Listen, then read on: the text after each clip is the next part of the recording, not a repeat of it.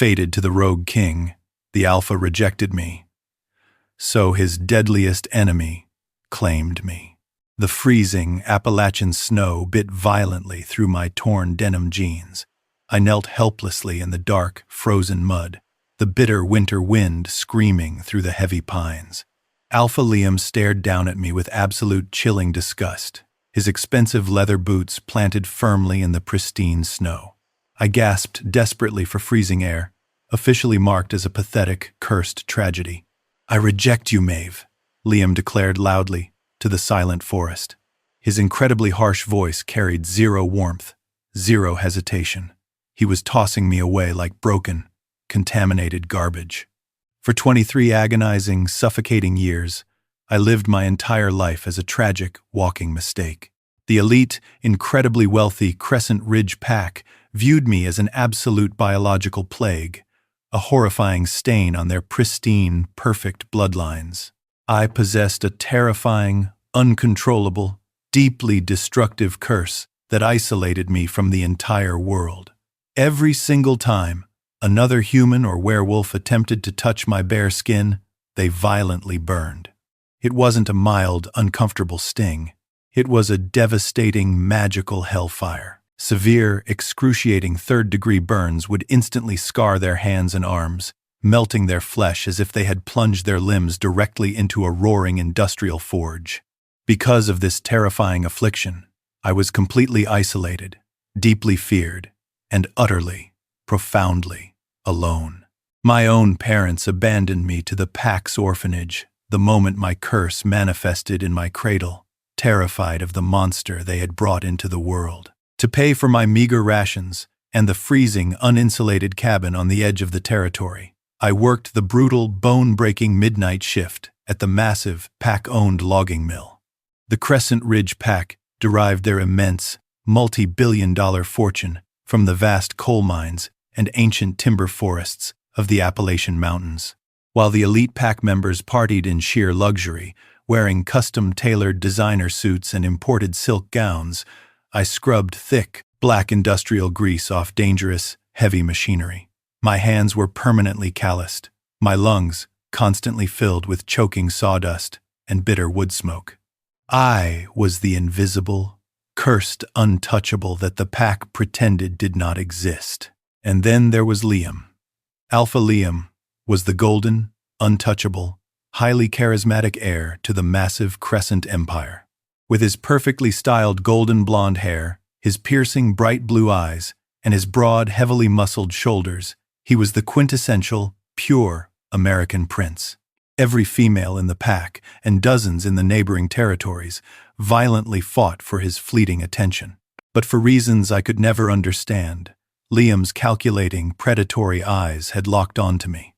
He spent 3 long, agonizing years meticulously gaslighting my fragile, desperately lonely mind in utter secret. He would corner me in the dimly lit, suffocating supply closets of the logging mill, ensuring no one else was around to witness his presence. His golden hair would catch the weak, flickering fluorescent light as he flashed a breathtaking, perfectly white smile. "You know they hate you, Maeve," Liam would whisper smoothly, his breath warm and intoxicating against the side of my neck, always careful to hover just a fraction of an inch away from my toxic skin. "They think you are a monster, but I don't. I look right past the curse. I see the beautiful, powerful woman underneath. You belong to me, Maeve. Only I can protect you from their cruelty." I drank his sweet, manipulative lies like a dying, desperately parched woman wandering through an endless, scorching desert. I was so incredibly starved for basic human affection, so desperate for a single ounce of validation, that I completely ignored the glaring red flags. He never publicly defended me when the beta females threw freezing slush at my face. He never stopped his enforcers from accidentally knocking over my meager lunch trays. He told me that our love had to remain a deeply guarded secret until he officially took the Alpha throne, claiming he needed absolute political stability before he could safely declare a cursed Omega as his Luna. He built me up, brick by fragile brick, weaving a beautiful, glowing tapestry of a future where I was loved, respected, and safe. He built me up only to violently, brutally tear me entirely down. Tonight was supposed to be our highly anticipated secret mating ceremony. Liam had instructed me to wear the only nice piece of clothing I owned, a simple, pale blue sundress, and meet him deep in the frozen woods under the full moon. I had shivered in the freezing wind, my heart hammering with intense, joyful anticipation, truly believing that my agonizing life of isolation was finally over. Instead, it was my brutal, unforgiving, heavily orchestrated execution. When Liam stepped into the moonlight, he was not alone. He was flanked by 6 massive, heavily armed, highly trained elite pack enforcers. The cruel, mocking smiles on their faces instantly shattered my glowing illusions. The golden boy never actually loved me at all. He had never harbored a single, genuine ounce of affection for my bruised soul. He just wanted to totally, completely break my pathetic, cursed spirit permanently for his own twisted, sadistic amusement. Before finally disposing of the pack's biggest embarrassment, Liam did not simply walk away from me in the freezing snow after delivering his crushing rejection. He adjusted the collar of his expensive, tailored wool coat and turned to his massive, heavily armed pack enforcers standing nearby. "The cursed girl is officially rogue now," Liam announced, a sick, cruel, completely soulless smile twisting his handsome features. "She has absolutely no pack protections, no legal rights, and no sanctuary. You know exactly what to do with stray, diseased, rabid animals wandering on my pristine property." My exhausted, broken heart instantly slammed violently against my bruised ribs. The sheer, overwhelming panic completely paralyzed my lungs. He was not just banishing me from his wealthy, sprawling territory. He had actively, deliberately, ordered a brutal, highly coordinated death squad to brutally murder me in the dark. He wanted my blood staining the Appalachian snow. "I'll give you a generous 60-second head start, Maeve," Liam chuckled darkly, checking the expensive, glittering Rolex watch on his wrist. "Run." I didn't wait for him to count. I scrambled desperately onto my freezing numb feet, my torn denim jeans soaked with freezing mud. I completely ignored the agonizing, sharp physical pain violently tearing through my stiff, frozen joints. I ran blindly, aggressively, into the dense, terrifying, suffocating darkness of the Appalachian forest. My lungs burned with intense, searing fire as I gasped for the freezing night air. I was sprinting directly toward the legendary, heavily restricted, cursed territory known as the Deadlands. It was a massive, uncharted expanse of brutal, jagged mountains and deep, lightless valleys where the worst, most violent rogue wolves were rumored to slaughter anyone who dared to cross the border. But a quick, violent death by unknown monsters was infinitely preferable to the sadistic, drawn-out torture Liam's enforcers had planned for me. The heavy, thudding footsteps of massive, bloodthirsty wolves shifting into their beast forms echoed terrifyingly close behind me. The aggressive, terrifying snarls and the snapping of heavy, powerful jaws grew incredibly loud, bouncing off the thick pine trees. I violently tore through thick, incredibly sharp brambles that ripped my fragile skin to bloody shreds. Deep, bleeding scratches covered my pale face and freezing, numb hands, but I could not feel the pain over the massive, deafening roar of pure adrenaline pumping through my veins. I was completely out of human breath and entirely out of hope.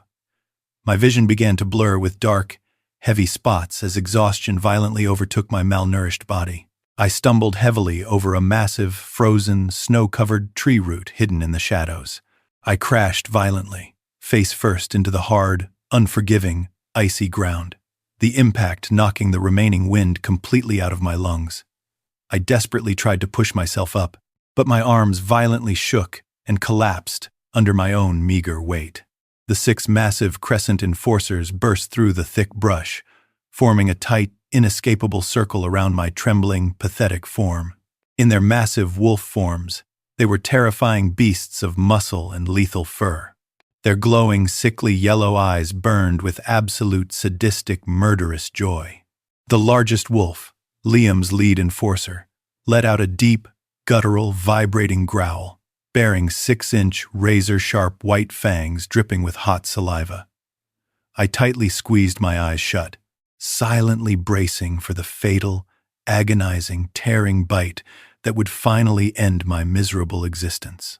But the agonizing death strike never actually came. Instead, the freezing, howling forest air instantly, impossibly dropped by another 20 degrees. An incredibly thick, suffocating, overwhelmingly heavy aura of pure, absolute, paralyzing terror washed over the small, snowy clearing. It was a physical, crushing pressure that forced the breath back down my throat. The crescent hunters instantly stopped their aggressive growling. The terrifying, murderous beasts suddenly began to whine and whimper in pure, undeniable, pathetic, instinctual fear. The hairs on the back of my neck stood straight up. Something unimaginably powerful, ancient, and deeply lethal had just entered the clearing. A massive, terrifying shadow stepped entirely silently out from behind the heavy, snow-laden pine trees. He did not make a single sound. His heavy boots did not even crunch the fresh snow. He was an absolute, towering giant, standing easily over 6'4", with shoulders so impossibly broad they seemed to block out the moonlight. He wore heavy, dark, tactical military gear, and a worn, incredibly thick black leather trench coat that swept against the snow. His muscular, incredibly broad chest was strapped with a tactical harness, holding gleaming, lethal silver weapons, heavy combat knives, throwing axes, and a massive, terrifying silver-edged broadsword strapped to his back. The pale moonlight finally illuminated his face, and my breath hitched. It was a harsh, fiercely handsome, but deeply violently scarred face that belonged in pure, terrifying nightmares. 3 massive, jagged silver scars tore diagonally across his left eye and down his strong, chiseled jawline. His eyes were a piercing, glowing, terrifying shade of molten silver. It was Silas, the legendary, deeply feared rogue king of the entire eastern seaboard.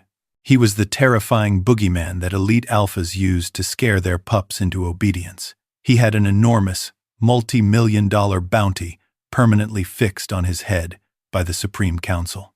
He was notoriously known across North America as a ruthless, heartless, incredibly savage monster who butchered entire packs without a second thought, and he was standing less than 10 feet away from my bleeding body. Silas did not utter a single highly dramatic word. He did not boast, he did not roar, and he did not posture. He simply moved. He lunged forward with terrifying, blinding, absolute, unnatural speed. It was a total, bloody, beautifully choreographed massacre. In less than 30 seconds, the 6 elite, highly trained crescent hunters were completely and permanently destroyed. Silas moved like a lethal, fluid shadow of pure death. He drew a massive, serrated silver combat knife, ducking under the lead wolf's desperate, snapping jaws and smoothly, brutally severed its spine. He spun with devastating momentum, driving his heavy combat boot into the ribs of the second wolf, shattering its rib cage with a sickening, deafening crack. The remaining hunters tried to flee in pure, unadulterated terror, but Silas was the apex predator of the Deadlands. He threw 2 heavy silver blades with impossible, deadly precision, pinning the fleeing wolves dead to the ancient pine trees. The clearing fell into an eerie, heavy, deathly silence, save for the whistling wind. Silas stood perfectly still among the dark, pooling crimson blood that violently stained the pristine white snow. He slowly, methodically, wiped his terrifying, blood-soaked silver combat knife on the edge of his heavy leather coat. He sheathed the lethal weapon with a sharp, heavy metallic click that echoed loudly in the quiet forest. I aggressively pushed myself backward against a massive, frozen oak tree, my fingernails digging desperately into the rough, frozen bark. I was hyperventilating, shaking violently from absolute, uncontrollable terror. The elite enforcers were dead, but I was now entirely at the mercy of the continent's most prolific, savage serial killer. The terrifying rogue king slowly turned his dark, intense, glowing silver gaze directly toward me. He began to walk deliberately, slowly toward my weak, freezing, pathetic body. Every heavy step he took felt like a countdown to my absolute demise. I fully expected him to brutally finish the exact bloody job Liam had started. I was trespassing on his heavily guarded, forbidden territory. Rogues did not take prisoners. They took lives. I pressed myself as flat against the tree as physically possible, squeezing my eyes tightly shut, waiting for the massive silver blade to violently pierce my racing heart. But the terrifying monster did the absolute, completely unthinkable thing. Silas slowly, gracefully dropped down heavily onto his large, bruised knees right in front of me. He completely ignored the freezing, bloody snow soaking through his dark, heavy, tactical combat pants. I cracked my eyes open, staring at him in sheer, paralyzing confusion. He slowly reached out with his massive, heavily scarred hands. He deliberately, carefully pulled off his thick, blood-stained leather combat gloves, tossing them casually into the red snow. He gently, incredibly slowly reached his massive, calloused bare hands directly toward my pale, violently shaking, freezing, tear-stained face. "No, don't!" I tried to scream, but it came out as a weak, pathetic, terrified croak. "I'll burn you! You'll burn!" I squeezed my eyes shut again, physically bracing myself, anticipating the familiar, sickening smell of burning, searing flesh. I waited for him to scream in pure, agonizing, unbearable pain from my toxic, destructive curse. I waited for him to violently yank his hands back and murder me for the agony I caused him. The terrible, agonizing, burning scream never actually happened. Instead, I felt incredibly warm, deeply calloused. Massive fingers, softly, tenderly, cup my freezing, bruised cheek. The touch didn't sizzle. It didn't burn. His gentle touch felt absolutely, undeniably, impossibly perfect. It was incredibly soothing, incredibly warm, and completely, perfectly safe. A massive, roaring jolt of pure, intense, beautiful electricity violently shot straight from his fingertips, racing down my spine and setting my exhausted soul completely on fire.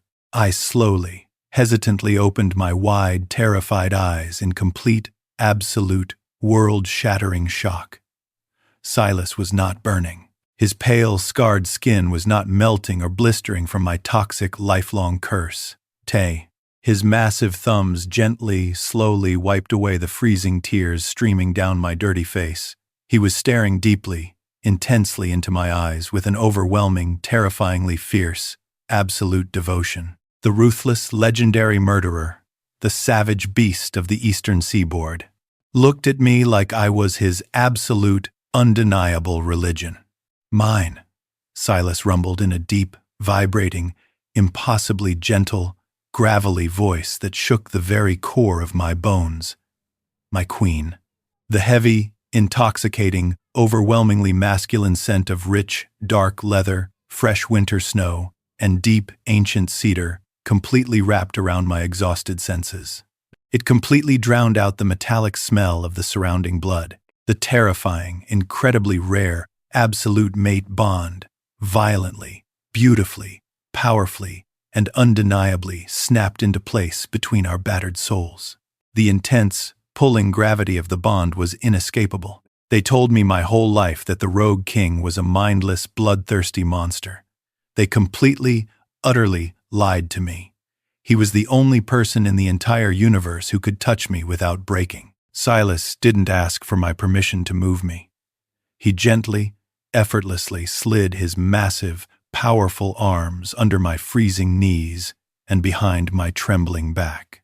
He lifted my exhausted, freezing body effortlessly into his strong, protective embrace, as if I weighed absolutely nothing. I instinctively, desperately buried my freezing face into the warm, solid crook of his muscular neck, completely, entirely overwhelmed by the intense, safe heat radiating from his massive body. He carried me deep into the forbidden, terrifying darkness of the Deadlands. We walked for what felt like hours through the treacherous, jagged mountain passes. Despite his massive size, Silas moved with incredible, silent grace, navigating the deadly terrain flawlessly in the pitch-black night.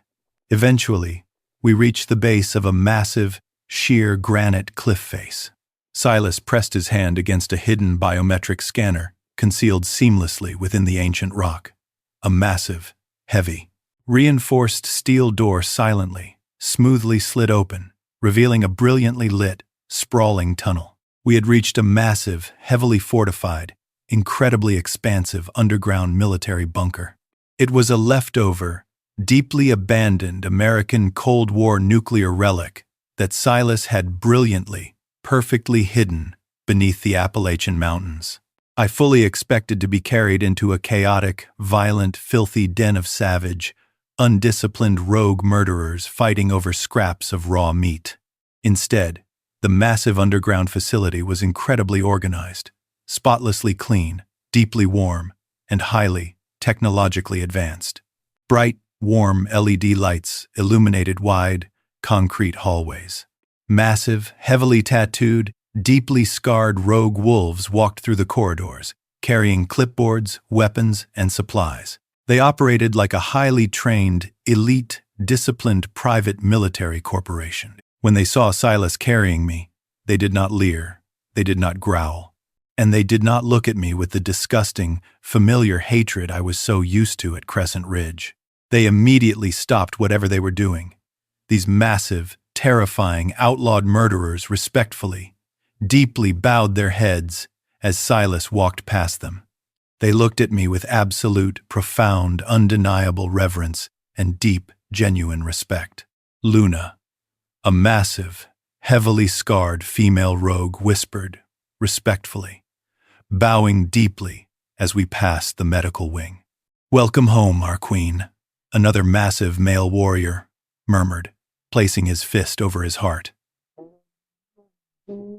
The intense, comforting contrast was absolutely, fundamentally mind-blowing. The polite, wealthy, civilized elite Crescent Pack treated me like filthy, contaminated, disposable trash. The ruthless, outlawed, savage, rogue murderers were treating me like absolute, precious, highly respected royalty. Silas completely ignored his soldiers, his glowing silver eyes entirely focused on my shivering form. He carried me directly into his private, expansive, incredibly warm personal quarters. The large room was lined with massive bookshelves, rich mahogany furniture, and a huge, roaring fireplace that radiated deep, comforting heat. He gently, carefully placed me on a massive, soft leather bed covered in thick, expensive furs. He did not immediately demand explanations. He did not push the overwhelming, confusing mate bond onto me. He walked into his private adjoining bathroom and returned with a basin of warm water, a soft cloth, and a highly advanced medical kit. Silas pulled a heavy wooden chair to the edge of the bed and sat down. He carefully, meticulously, began to clean the deep, bleeding scratches on my face and freezing hands. His massive, lethal, scarred fingers moved with an incredibly gentle, meticulous, painfully slow touch, terrified of causing me any further physical pain. I sat there, utterly mesmerized, watching the continent's most feared killer gently apply soothing, cooling antiseptic to my torn, bleeding knees. The silence between us wasn't heavy or suffocating. It was a quiet, slow-burning, deeply intense observation. We were two broken, isolated souls, circling each other in the warm, safe darkness. "Why didn't my curse physically burn you?" I finally whispered weakly in the warm room, my voice hoarse from the freezing air and the screaming. Silas paused, his large hands carefully, perfectly wrapping a clean, white medical bandage around my bleeding, scratched wrist. He slowly looked up, his dark, intensely intelligent, glowing silver eyes meeting my deeply confused, exhausted gaze. The raw, heavy affection in his eyes was so intense, it made my chest physically ache. "It is absolutely not a toxic curse, Maeve," Silas explained with a low, incredibly calm, deeply patient voice. "Your entire life, you have been lied to by people who deeply feared what you truly represent, the burning. It is an ancient, highly powerful, deeply sacred royal bloodline ward. My tired, abused brain completely misfired. "Award?" I stammered, shaking my head. "I don't understand. Award for what?" "It is a complex, magical defense mechanism, specifically designed by the ancient gods to protect the true, destined Lycan Queen from any unwanted, unworthy touch," Silas murmured, his thumb gently stroking the uninjured skin of my forearm. "Only the one true, legitimate, divinely chosen Alpha King of the Eastern Territory can ever touch your skin without burning. The ward recognizes the true king's soul, and it welcomes him." "But," I started to protest softly, my mind violently rejecting the impossible information. "But Liam is the Alpha. He is the heir to the territory. If I am the queen, why did he burn when he tried to touch me?" Silas let out a dark, incredibly bitter, deeply chilling, cold chuckle that vibrated through the quiet room. He slowly stood up, turning his broad back to me. He reached up and slowly, deliberately, took off his heavy, black, tactical combat shirt. I gasped loudly, covering my mouth with my bandaged hands. His massive, deeply muscular back was a horrifying, tragic canvas of absolute brutal torture. It was completely covered in thick, raised, horrifyingly jagged scars. There were deep, white, melted burns that could only have been caused by liquid silver. There were thick, crisscrossing lash marks from heavy, spiked whips. It was the back of a man who had survived an unimaginable, agonizing, drawn-out hell. "Liam is absolutely nothing but a pathetic, thieving, cowardly, weak usurper," Silas growled, his deep voice vibrating with centuries of suppressed, agonizing fury. He slowly turned back around to face me, his glowing silver eyes blazing with righteous, terrifying anger. The terrifying truth completely, permanently shattered my entire understanding of reality. Standing in that warm bunker, Silas revealed the dark, deeply buried, incredibly bloody, highly censored history of the Appalachian mountain packs. Silas was not a born rogue. He was actually the true, legally born, divinely appointed heir to the entire Eastern Territory. He was the rightful Supreme King. Decades ago, when Silas was just a young teenager, Liam's highly corrupt, extremely wealthy, greedy family orchestrated a massive, bloody, devastating midnight coup. Driven by an insatiable, corrupt greed to entirely control the massive, multi-billion-dollar coal wealth hidden in the mountains, Liam's grandfather led an army of bribed assassins into the royal estate. They brutally, mercilessly slaughtered Silas's entire royal family, his mother, his father, his younger siblings, while they peacefully slept in their beds. They violently, illegally stole the prestigious Alpha title, the massive coal wealth, and the political control of the entire seaboard. They captured young Silas, brutally torturing him with silver for weeks, trying to break his Alpha spirit. When he miraculously, violently escaped, they permanently branded the young, surviving king as a dangerous, unstable, bloodthirsty rogue, placing a massive bounty on his head to ensure he could never safely return to reclaim his stolen throne. "Liam specifically hunted you, Maeve," Silas continued, walking back to the bed and gently taking my hands in his. "He courted you, he isolated you, and he manipulated you, because he knew exactly what you were. He knew you were the magical key. He knew the ancient royal ward on your skin would permanently, undeniably reject his fake, stolen, illegitimate authority. Every time he tried to touch you and burned, it was the magic telling him he was a fraud."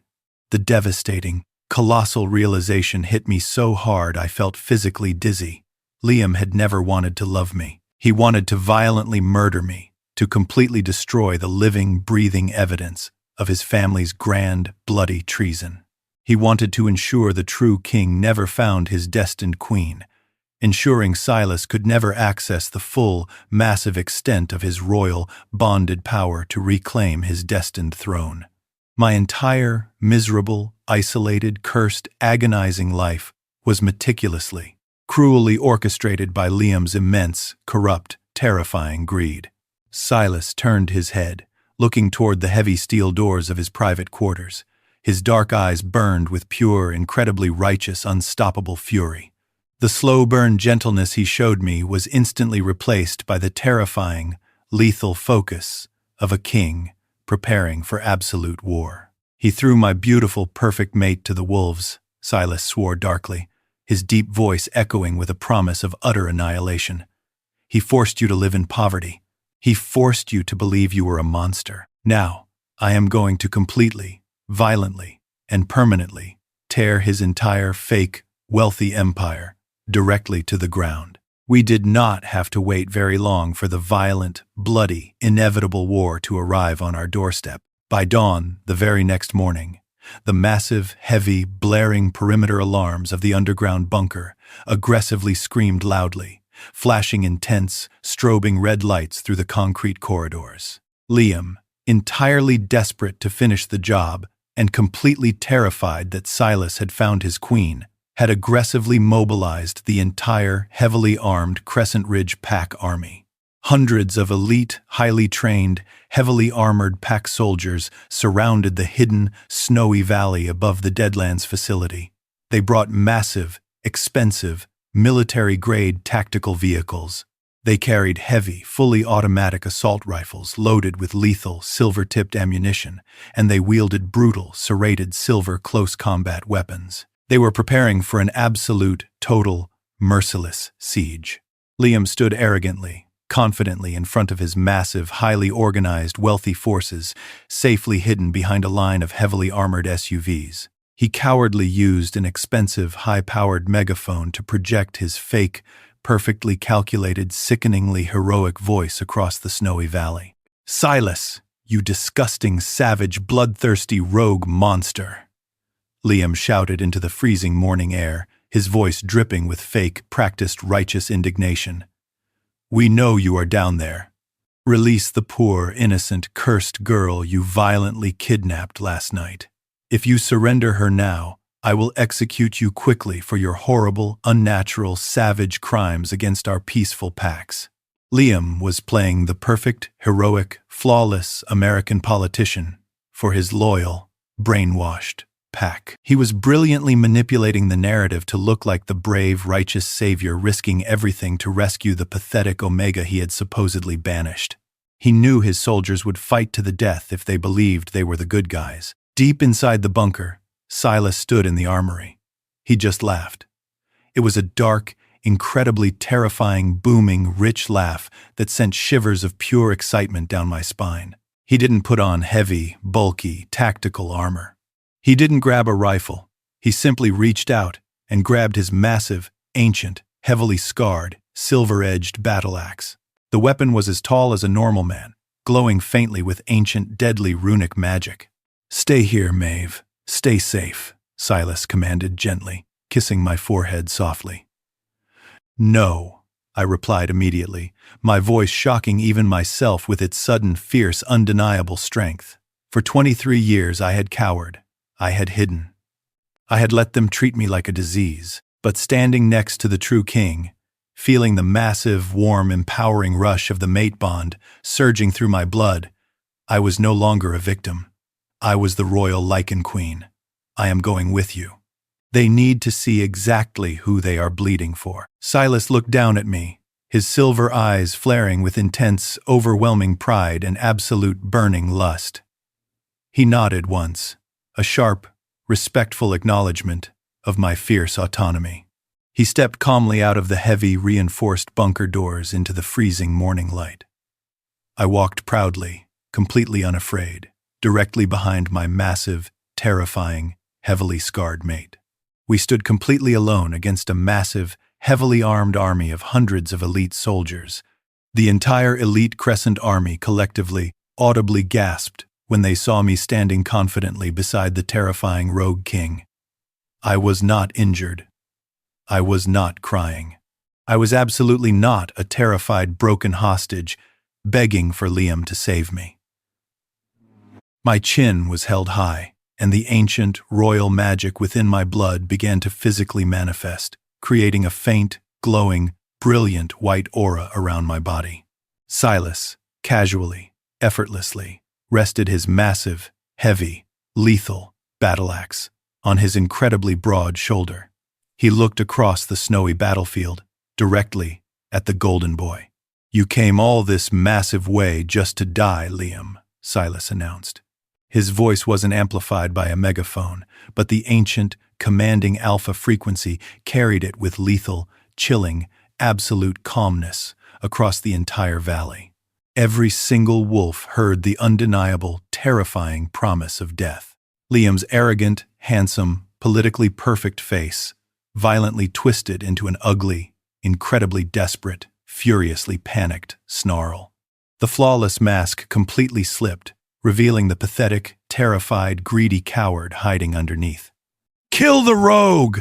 Liam shrieked violently, his voice cracking with sheer, unadulterated panic, pointing a shaking finger at us. "Kill the cursed bitch, too! Shoot them! Shoot them all!" The massive Crescent army aggressively surged forward like a dark, terrifying, heavily armed wave. Hundreds of wolves shifted mid-sprint, turning into massive, snarling beasts, while the human-form soldiers raised their silver-loaded rifles. But they severely, tragically underestimated the absolute, terrifying, godlike power of the true, legitimate Alpha King. Fully bonded to his queen, Silas moved like a literal, unstoppable, terrifying god of absolute bloody death. The moment the first wave of soldiers reached us, the massacre began. He did not fight like a wild, undisciplined rogue. He fought with centuries of ancient, brutal, flawless royal martial training.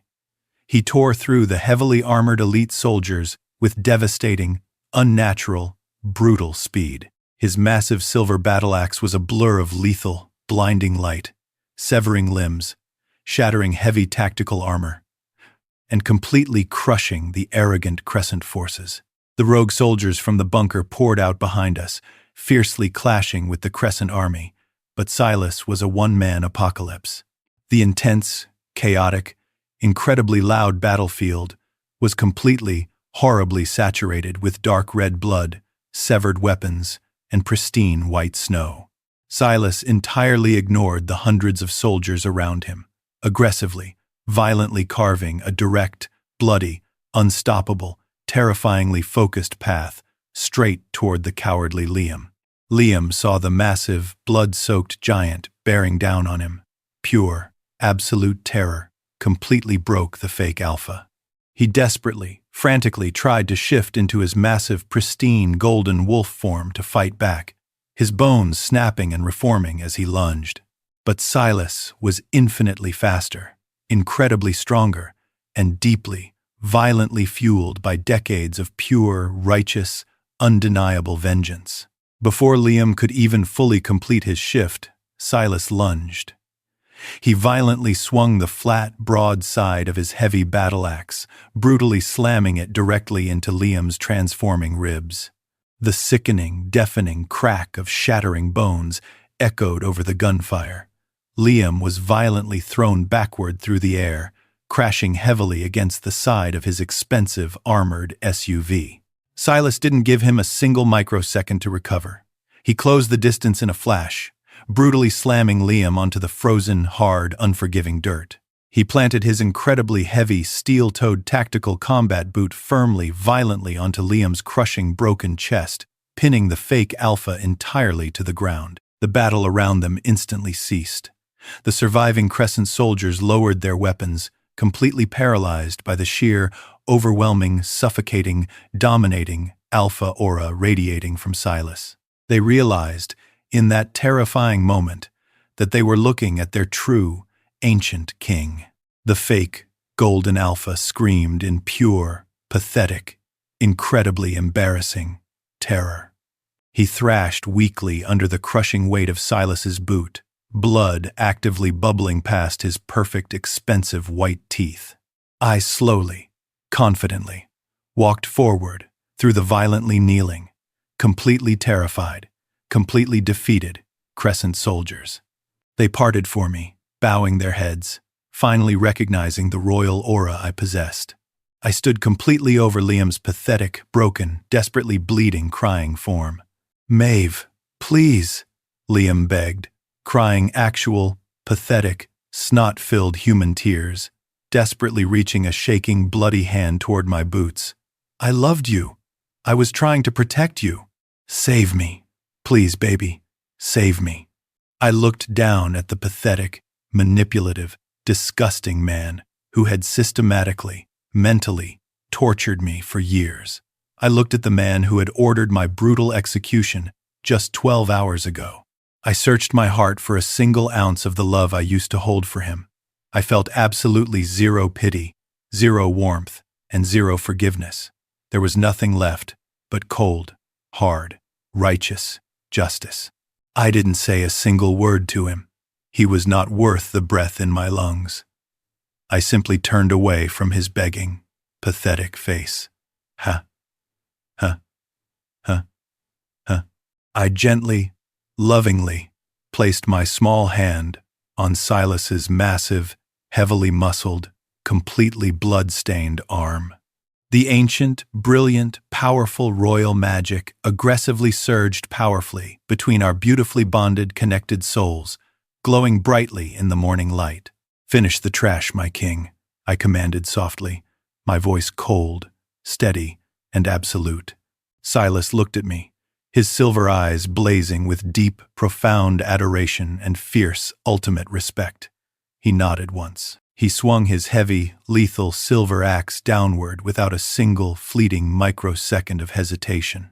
Today, the toxic, incredibly corrupt elite Crescent Ridge Pack is absolutely, completely, and permanently gone. We completely, totally dismantled their incredibly wealthy, highly corrupt, abusive, monopolistic American empire. We seized the coal mines, distributing the vast, hoarded wealth back to the working-class wolves who had broken their backs for generations. We proudly, beautifully transformed the terrifying, frozen, isolated Deadlands into a massive, thriving, perfectly safe, heavily protected sanctuary. Every rejected, heavily abused, deeply scarred, misunderstood outcast in the entire country now has a beautiful, safe, warm home within our borders.